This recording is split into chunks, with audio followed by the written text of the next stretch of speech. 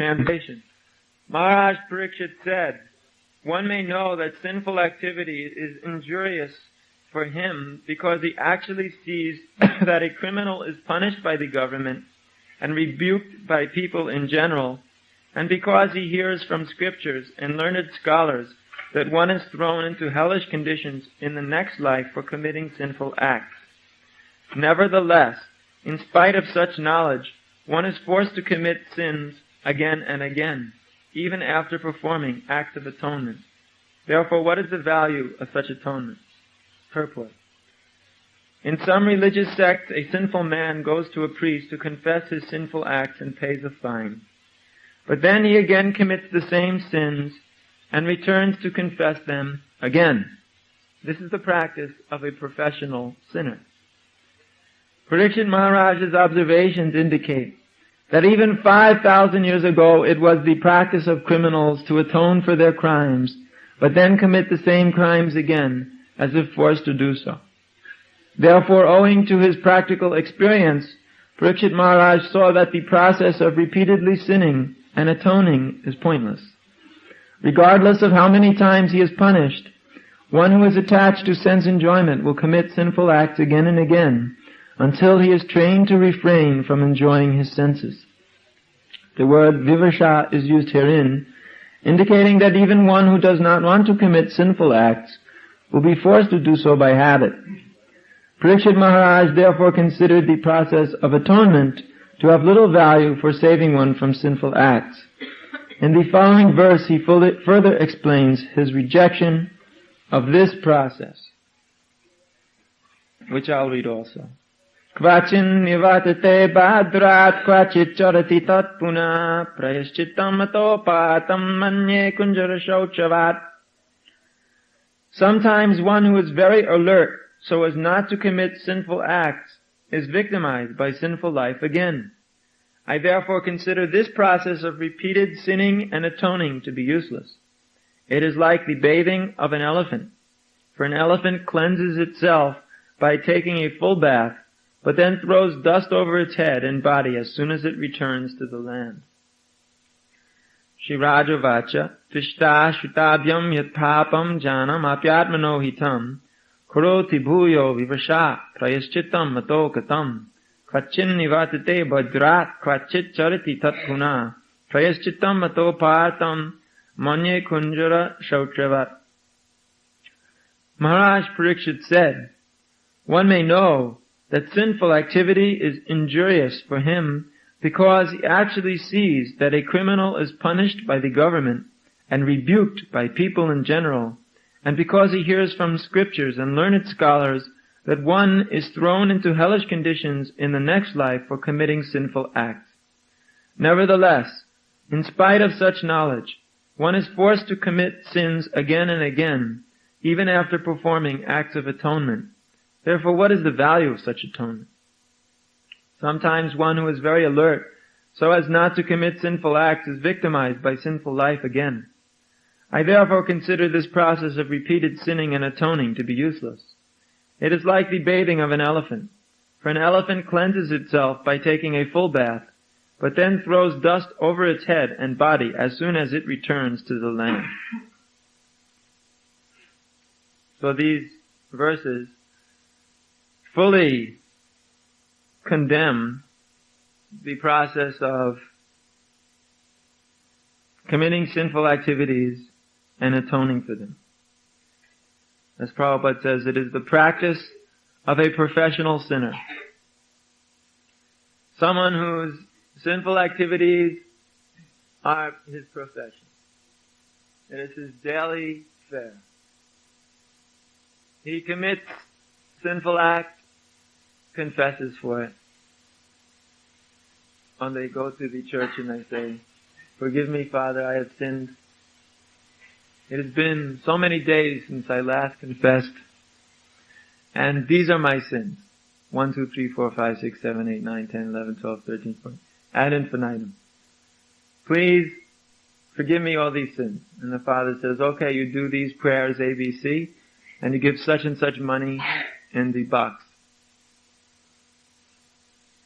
And then he goes out again, and he commits sinful activities, no sooner does he leave, and he remembers them all, so the next week he can go and say, I've done this and that, and he pays some money in the box. In this way, he's paying for his sinful activities. It is actually pretty cheap. You don't have to pay too much. And therefore, sinful activities, you can go on performing, and you only have to pay a little bit for them. And you get a lot of enjoyment out of them. So, you can pay for these sins. But in Krishna consciousness, you can't pay for the sins with some money. You have to pay with a lot of suffering. That is the problem. People think just by paying some money, they will be freed from their sinful activity. But it doesn't work like that. Here the example is given of the criminal. A criminal knows that his criminal activities are going to cause him punishment. He knows it. He's seen it. Other criminals, they've been caught by the police. They've been thrown in jail. People in general rebuke him. They say nasty things about him. The newspapers write nasty things about him. He doesn't get ahead very far in the world. He always remains a criminal. And he knows from the scripture, he's heard from learned scholars, that he shouldn't commit these activities, but still he does it again and again. Why? Because of uncontrollable senses. Uncontrolled. Matirna Krishne parato sato va matobi pojeta griha pratanam adanta gobir vishatak kamishram punak punas charvita charvananam. A person who is called adanta go, or who has uncontrollable senses, they're in no way controllable. Adanta gobir vishatak kamishram. He falls down into tamishram. We read some of the hells. Tamishra is one of the hells. Under Tamishra, another hell. Kumbhipaka. There's so many hells here. Tamishram, it also means into the darkness of ignorance. So, a person who is uncontrolled senses, he falls down into this hellish condition of life.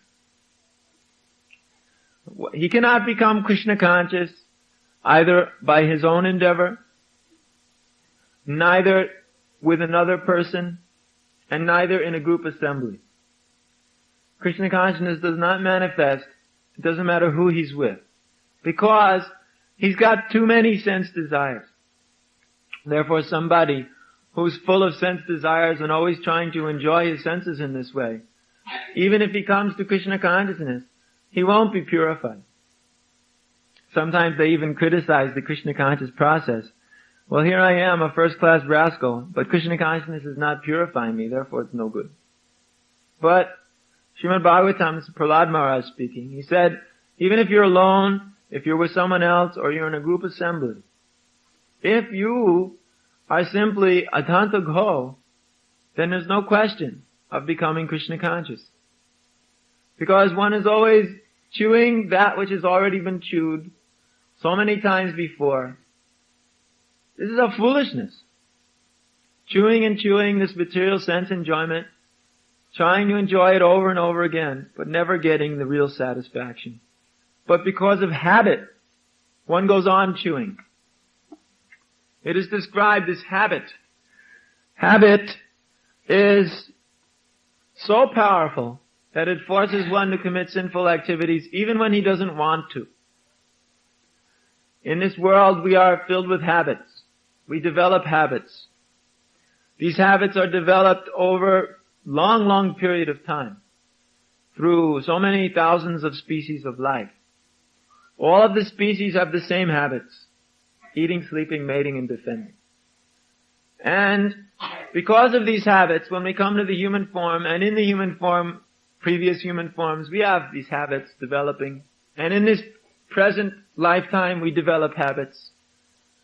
And because of these habits, having a sinful nature, when one is not enlightened by Krishna consciousness or growing up in a gurukul, for example, because of having these sinful habits, they're very powerful. And they cause one to again and again commit sinful activities. because it is his nature to commit sinful activity. In Bhagavad Gita, Krishna explains this in another way. He explains, Kama esha krodesha rajaguna samudbhava. That the sinful activities which are causing one to act sinfully, even by force, this is due to lust alone. Due to the influence of lust, a living entity is forced to act sinfully, even though he doesn't want. Maharaj Rishabdev spoke of this in another way. He called it Nunam Pramatak Kurute Bhikam. He said, it is just like madness. And Shukadev Goswami said, Tesham Pramata Nidanam. Simply mad without any knowledge. In this way, the whole material world is characterized. A place full of madmen. It is a madhouse. An insane asylum. Where all crazy peoples of this world are locked up and told, you stay here. And you keep on rotating in this material world through cycles of birth and death until you're sick of it, you fool. Go on, do it more and more. Enjoy yourself. It doesn't work, but just go on, keep trying to enjoy. One day you may surrender. So just keep suffering. It's an unfortunate situation. Not very pleasant. But because we are so much accustomed, so much addicted to sense gratification, then the only solution is to just get the head cracked again and again and again and again. Until finally, it is just sand. The rock head, when pulverized, becomes sand. So, Krishna conscious person, he's in a different category than such a person who's habituated to sinful activities. Because a Krishna conscious man learns another kind of habit. Sometimes people say, oh, what is the use of changing your dress? What is the use of doing these things you do? But actually, if we didn't do it, then we would maintain the same habits as formerly.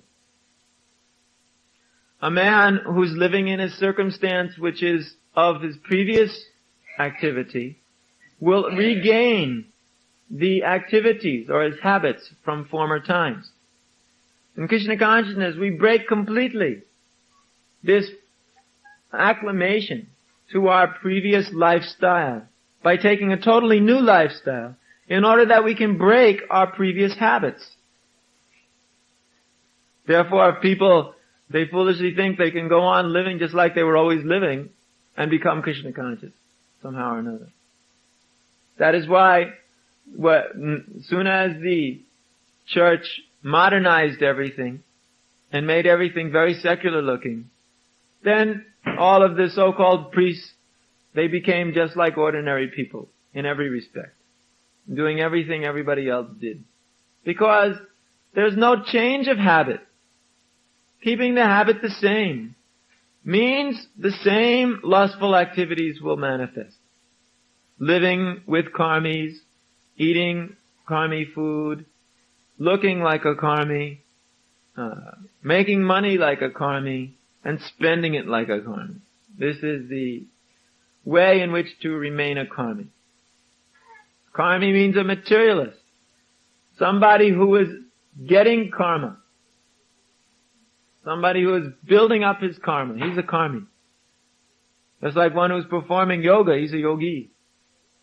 So the karmis are those who are just building up their karma unlimitedly because of their associations, their actions, their consciousness.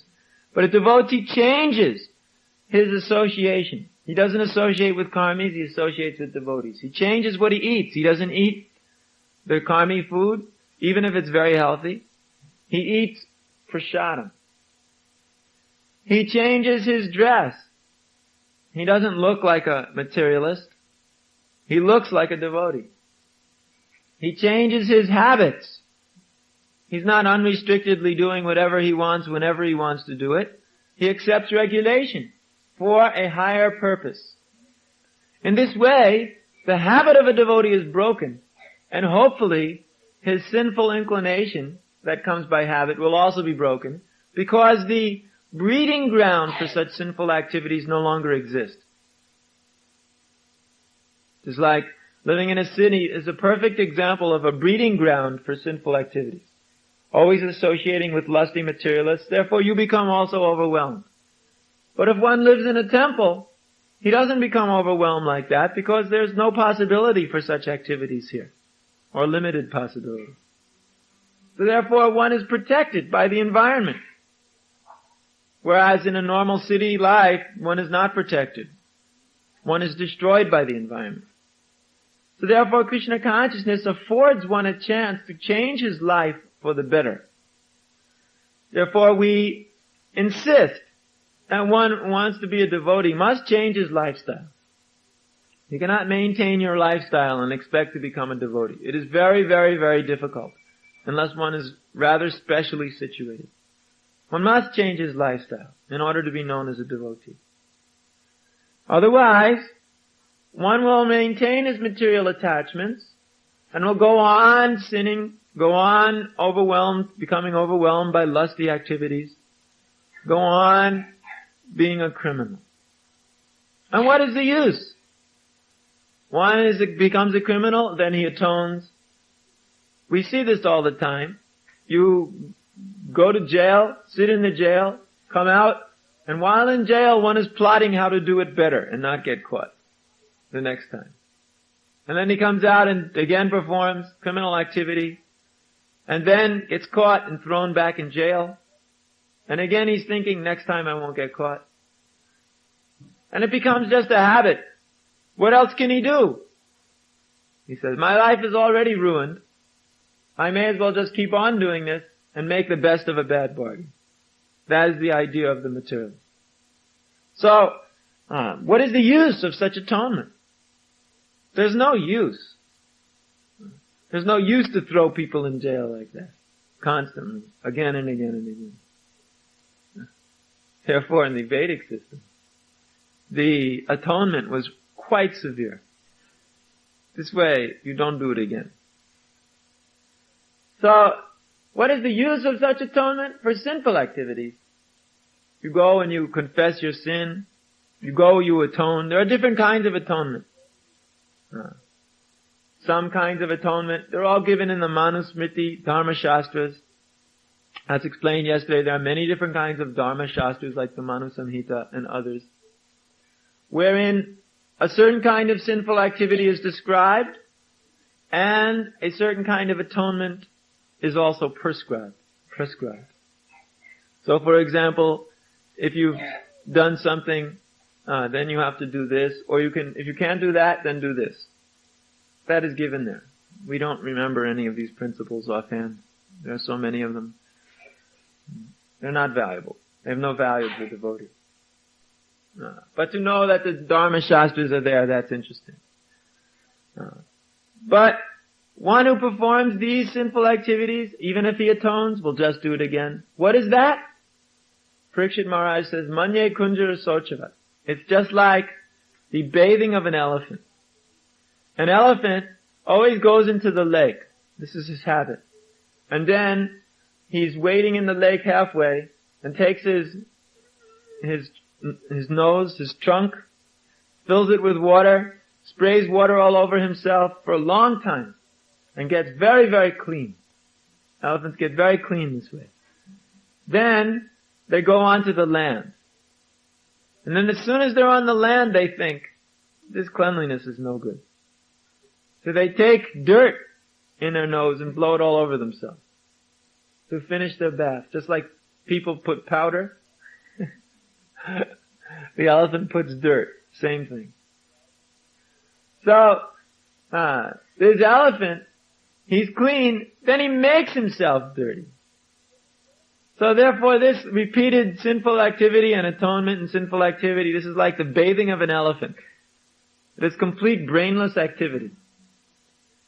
Work hard to get oneself clean, then throw dirt on. Consciously throwing dirt on. This is not very good. Therefore, one who wants to be Krishna conscious, should not be doing such things. But here it said, even if he's very alert as to not commit sinful activities, still he will do it anyway. Therefore, there's no use to this atonement whatsoever. It is material. And Parikshit Maharaj is rejecting it. Now someone may say, how is it that Parikshit Maharaj is rejecting that which his spiritual master said? The answer is that it was a test from Srukadeva Goswami. He purposely said something which was not correct, just to see how alert his disciple was. I've personally never, I did it maybe once here, but Harikesa Maharaj once in Boston gave a lecture, and in the middle of the lecture he started preaching Mayavadi philosophy. Straight Mayavadi philosophy in different ways. And all of the devotees just sat there, went on listening. Nobody said anything. So in the end he said, are there any questions? No one had any questions. Then he yelled at them, you fools! I've been preaching Mayavadi philosophy for the last half hour. You haven't said a word. So sometimes there's tests given to see if you're alert. Sometimes the spiritual master will say something just to see how you react. He will say something even sometimes that is completely crazy. Just to see where you're at. How you will react. An intelligent disciple, he will immediately say, excuse me, but I cannot understand that at all. Can you please explain? And then spiritual master will explain if the disciple is not intelligent enough to understand. Parikshit Maharaj is super intelligent disciple. He said, I can understand what you're saying, but I see practically that it doesn't work. So then he's waiting for Shukadeva Goswami to say something more. Shukadeva Goswami then, in the next verse, he will go to the next higher platform. But still, he will not come to the perfect platform. This also, we saw this kind of question and answering and gradually attaining higher states of awareness with Ramananda Roy and Lord Chaitanya. Lord Chaitanya would ask a question and Ramananda Roy would answer at the lowest level. Then Lord Chaitanya would say, go further. That is not high enough. And Ramananda Roy would go one step more. Lord Chaitanya would say, that's nice, but go further. And he would go one step more. Until Ramananda Roy was at the perfect platform. Even at one point he said, up until this point there has not been a living entity in the universe who ever asked me to go further than this. And then he would go further. So, in this way it is a bona fide method of spiritual inquiry. To just ask, go more, go further, go deeper, in a specific way. Tell me more about this subject matter. In this way, one can really advance his consciousness if he is capable. So, the lowest platform was first described, atonement. This modern system, Christianity, is of the lowest platform of atonement. Therefore, it does not work. And therefore, the whole thing is breaking down quicker than ever before. Because such method of atonement is proven not to work. It just goes on for some time, and then again, it falls down. You cannot remain pure when you're living in a totally materialistic society without any contact with spiritual principles. It is not possible. Therefore, the most important of all principles is associating with devotees. Sadhu Sangha. Associating with devotees is the most important of all principles. One who thinks he can live outside the association of devotees never can actually advance in Krishna consciousness. Must associate with devotees. Devotees who are wearing tilak, who wear the dhoti, you look at them, you see, oh, here's a devotee. Immediately, when you look at him, you see, here's a devotee. But if you look at somebody and he always looks like a materialist, you look at a materialist, you look at that so-called person, devotee, then what is the difference? There's nothing to remind you of Krishna. The dress of a Vaishnava is meant to remind you of Krishna. The Vaishnava is one who, when you see him, makes you chant Hare Krishna. You go Hare Krishna, Hari Bol. When you see a Vaishnava, this is what you do. And the more advanced the Vaishnava is, the more potency there is to make you chant Hare Krishna mantra. So, we want to create a society of people where simply their very presence will purify the atmosphere of a country. Simply their very presence. So that is very difficult. But it requires slow, steady, determined effort. And that means one should follow the sadhana principles of devotional service as properly as possible. Which means rising in the morning, Mangalartik, chanting the japa, Guru Puj, deity greeting, class, prasadam. Yes, that's also sadhana bhakti. Eating prasadam is part of the sadhana process, the least painful part. But one has to every day eat prasadam at the time when it's prasadam time. Not that one will eat 10 times a day chocolate bars and potato chips. He will have a stash in his secret compartment and just run in and chomp in it with his head in his locker when no one's looking. Not this. There's prasadam at certain times one should take. If one has to eat 10 times a day, then every day eat 10 times a day. In this way, gradually by the regulation, one's mind will become peaceful. He will no longer be constantly uncontrolled sense reaching out for enjoyment here, reaching out for enjoyment there, without any regulation. Regulation is something which will create a very peaceful atmosphere for a devotee. Sadhana bhakti is very, very wonderful because even if you're the worst devotee, if you simply follow the sadhana process, you become the best devotee. Some devotees don't require, very few, but some don't require. They are on the Kripa Siddha platform, already purified, already highest platform of devotional service by mercy of higher authorities. Don't expect it. Just perform the sadhana process and gradually, step by step by step, gradually increase in purification, love, and devotion. And then all success in devotional service will come. All success. Therefore, we like to work hard for Krishna. We like to follow these principles. We like to associate with devotees because we know this is the way back home. And that's where we want to go. We keep in our mind we want to go back to Godhead. We want to become purified. We want to become Krishna conscious. And then when we act in this way, gradually it will come. There's no doubt about it. So is there any question? Yes.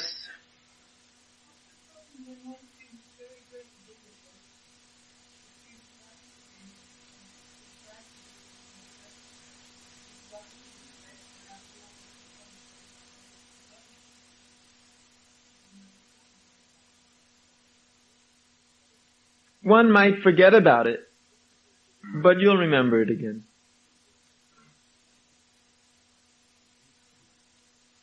Because after all, you're only real happy about all this now because the body is young and healthy. And when the body becomes old and decrepit and sick and diseased or smashed, then you'll simply be thinking, when do I get out of this body and go back to God? And now you're in the illusion of thinking everything's nice and wonderful in this body. Therefore you don't think about it. But don't worry. The material world is so arranged, you'll think of it again.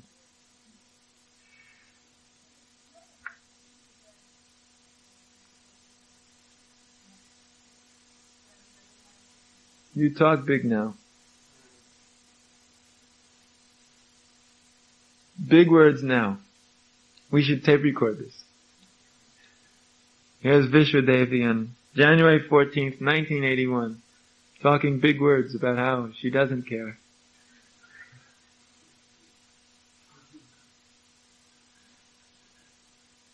This is one of the symptoms of youth. We think it will always be like this. So nice but no. things get more troublesome.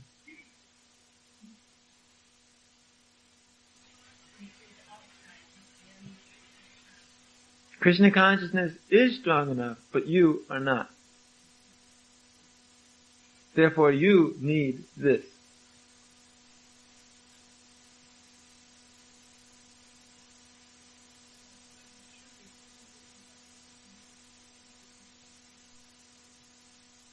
No, Krishna consciousness is consciousness. It's not you. You're not Krishna consciousness. You're a devotee who's trying to be Krishna conscious, but you're not Krishna consciousness. Consciousness is different.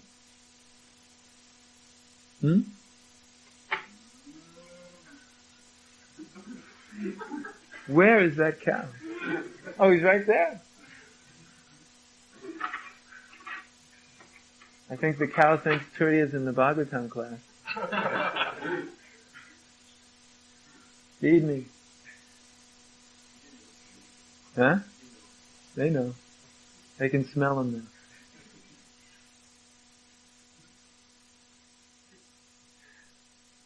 Further on that question, a materialist will say like that because the materialist doesn't want to be purified. Materialists are afraid of purification.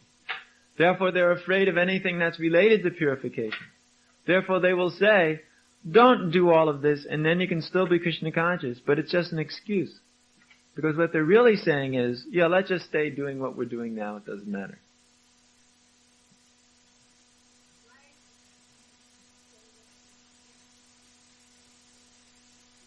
Generally, most things which are right are difficult.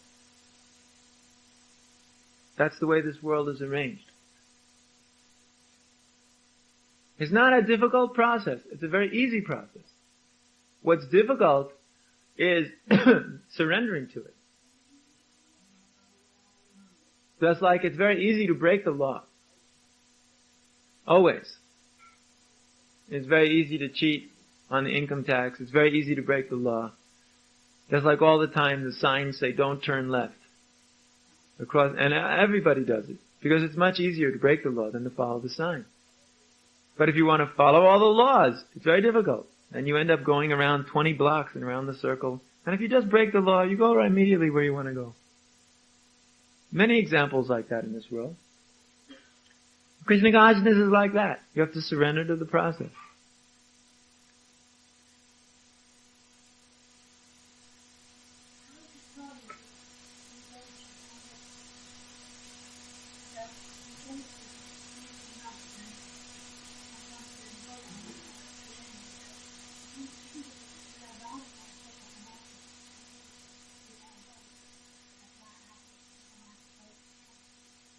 No. Actually, your intelligence is not bound by that natural amount of it which manifests through your body. It's not bound like that. The definition of intelligence is the degree to which you can surrender to Krishna. Intelligence is not measured by your technical ability. We sometimes think intelligence means in technical ability. But that is not really intelligence. That's just some knowledge. Intelligence is, of course, from a materialist point of view, just like those people who invented the computers and programmed them and do all these fancy electronics, they're very intelligent. But from the Krishna conscious point of view, that is not the qualification of intelligence. The qualification is how much you can surrender to Krishna and how much you realize Krishna. That's actual intelligence. Because intelligence should bring you to the best and most highest goal that you can attain. Therefore, that is not dependent on your material amount of intelligence. Because there are big, big professors who are extremely intelligent, who have no brain whatsoever. That's a fact.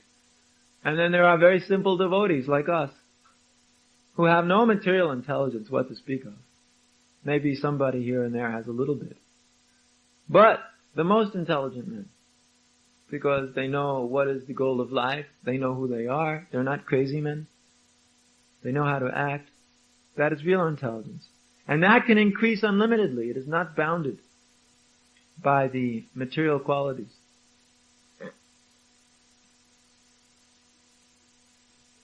Therefore, even the most simple devotee can say the most intelligent things and shock a very intelligent man.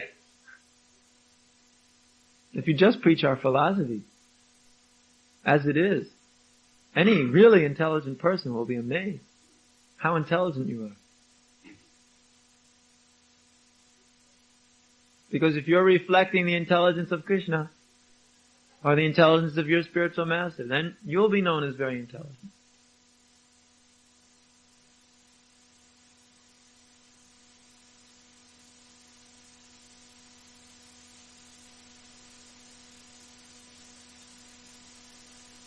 Hugs.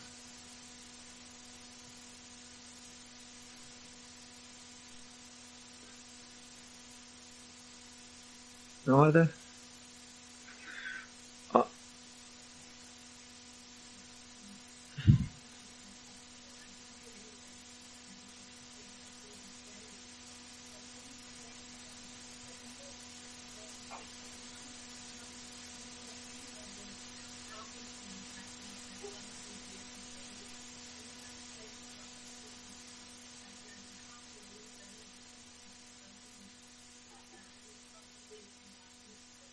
No, but that is a recent liberal development. You blame everything on the environment. And you use that as an excuse to sterilize the environment. You blame everything on the environment. And then, now you have a carte blanche to manipulate the environment. To sterilize it. To get rid of all of those aspects of the society which create criminals, which create drug addicts, which create this and that. And therefore they make 1984. Don't forget, we're only 3 years away. By sterilizing the environment, they say, now, you see, these things won't happen anymore. Of course, that doesn't work either, but they're using it as an excuse. A criminal is not a criminal because of his environment. Criminal is a criminal because first of all of his own modes of material nature. Second of all his own karma. And third of all the inability of the government or the leader of the government, who's also a criminal, to stop him.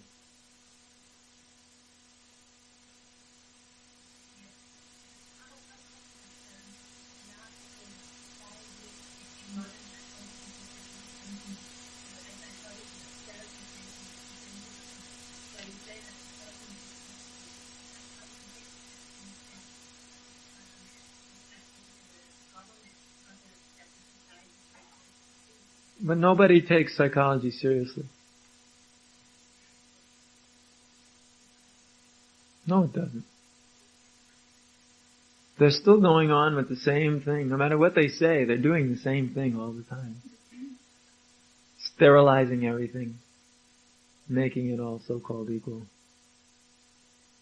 They're just throwing philosophies out, mixing them up, churning them around, but the same thing is going on all the time. Psychology is worthless. Doesn't change anybody. Psychology is worthless. Modern psychology simply says, feel good about what you are and what you're doing. That's all. And what is the use of that? You're an animal. Feel good about being an animal. And then be a good animal. Really get into it. Run around naked and jump up and down. Get into being an animal. This is modern psychology. And modern sociology is? Who even knows what modern sociology is? I don't even think I think it died. I think sociology died a couple of years ago. No one's ever heard of it. Is it? Kind of like disappeared. It's all become psychology. Social psychology has taken over. Sociology died. Social psychology took over and it's becoming psychosociology. Sociology of psychos. History always was dead. Nobody knows what happened previously because of history. They just wrote whatever they felt like writing. And that became history. The reality of those times was totally different. It was just a couple of people had certain perceptions and they called this history. Then later on they standardized. They just took all the different histories and got rid of this part that wasn't standard and that part wasn't standard. And there you got history. It's a fraud. Modern education is a fraud. Even the educators know it. There are so many books about how it's a fraud. So many different understandings, how it's all nonsense. But still it goes on because they're making their money that way. Psychology doesn't help anybody except the psychologists. We're making an awful lot of money. This is the modern society. It's a fraud. From top to bottom. They're benefiting nobody by anything they're doing. It's an unbelievable fraud. We can defend that. And nobody will disagree, really. No learned man will disagree. He will say, well, what's better? There's no better. It's just going on. Oh, what's better? But when they hear, for example, the principles of Srimad-Bhagavatam, they include all the psychological principles you need to know for becoming a good human being. It may not be listed in Srimad-Bhagavatam 6th Canto, Part 1, Chapter Psychology, and you read it. No, it's not listed like that. But what is listed is life. Real life. And then all of the different aspects of it are woven through. And an intelligent man can dissect what he needs to understand how to live. Whereas this modern psychology, modern everything, it's all sterile. It's totally separated from reality. They try to make experiments, but their experiments are not real. They're artificially induced experiments. Artificial conditions, artificial everything. Whereas soon as the observer enters into the field of activities, the whole thing is different. That's one of the latest principles of physics. That the observer's consciousness alters the entire field of activities. That alone makes the whole thing ludicrous. Yes?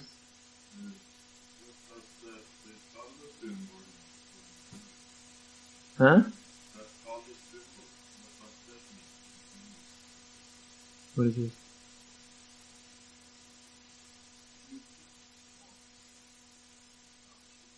Oh, Shiva Linga. That is representation of Lord Shiva. Just like Shalagram Shilas also sometimes looks like stone. Different representations or different forms. Any other questions? But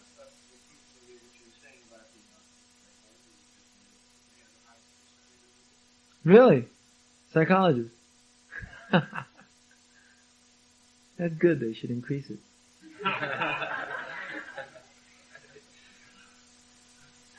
You should encourage them in this way.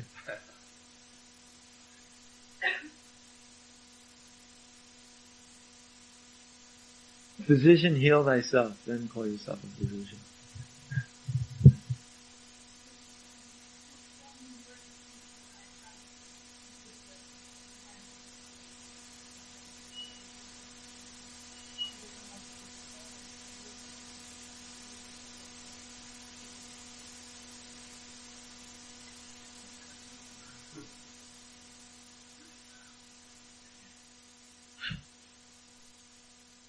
First of all, outside generally nobody has very much intelligence. And inside it just becomes obvious. So instead of it seeming that actually you're not using your intelligence, it's actually becoming obvious you never had any.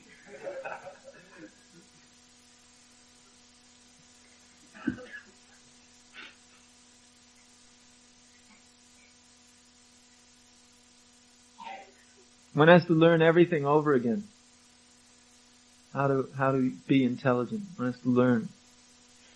It's a new process.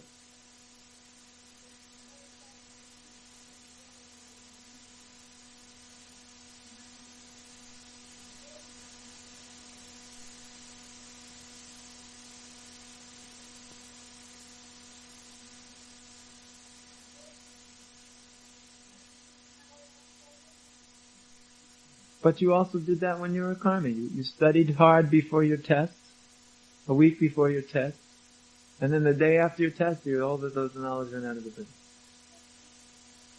No?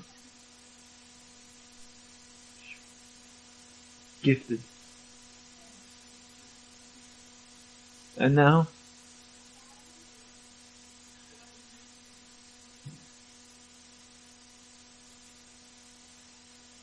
Well, what can we say? What is your solution for all of this?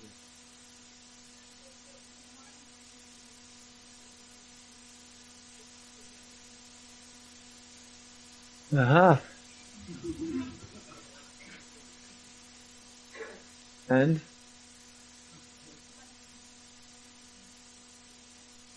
Well, why did it work in the material world?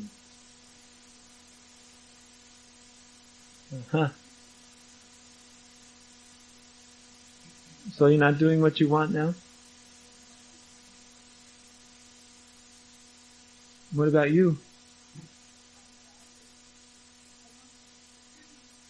The mind didn't do whatever it wanted in the material world either.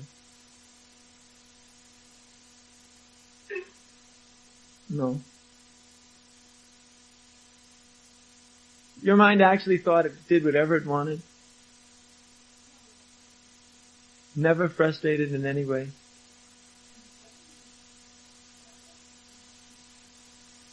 I think there's some fantasy here.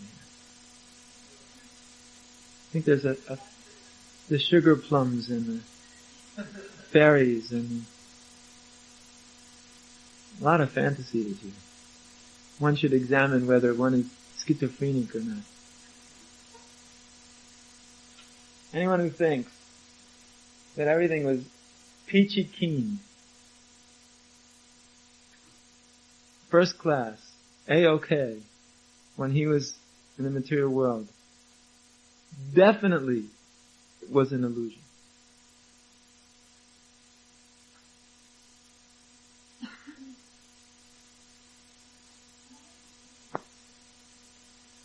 It was? How can you say a thing like that? What a complete nonsense to say.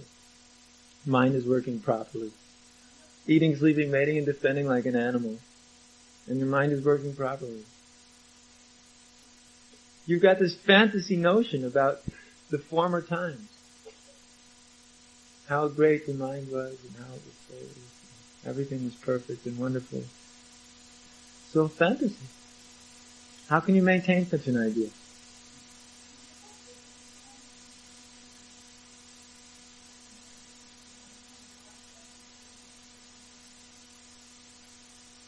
But I mean, this is just it's all jumbled, you know?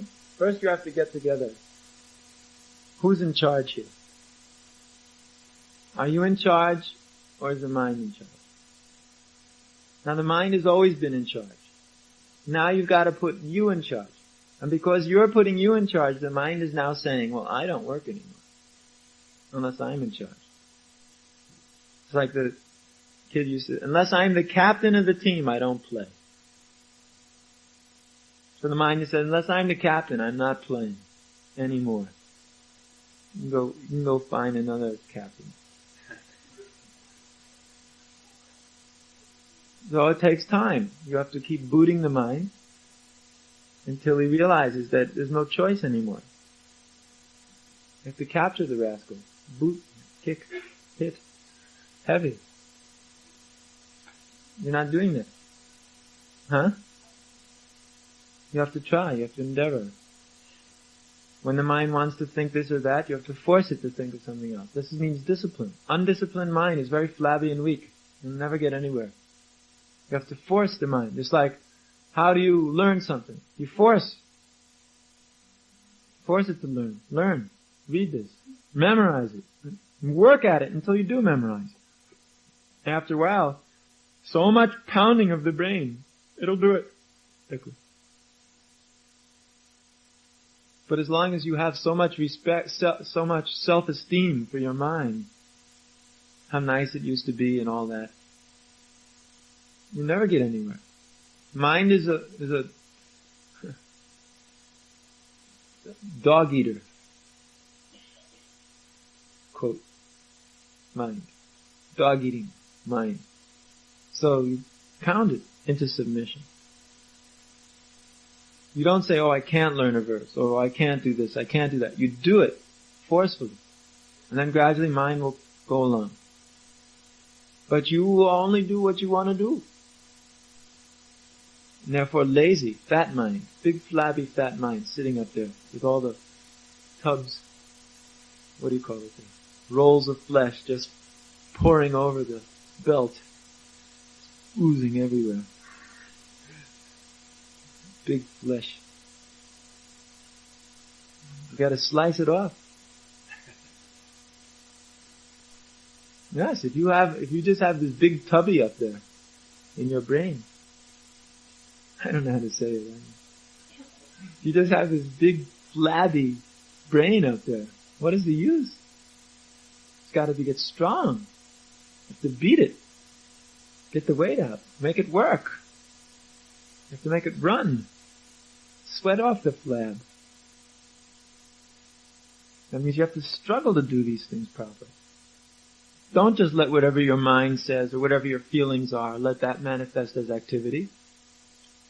Set a goal and force it to get there. That will make the mind strong. Otherwise, big flabby mind, what is the use of that? Even if it's very big. Better to have a nice trim one.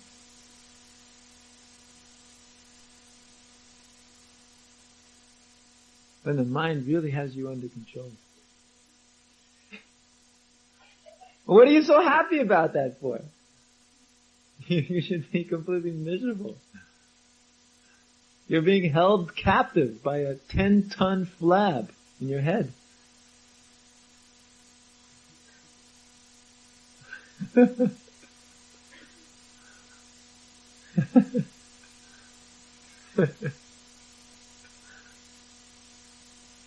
All right, Hare Krishna.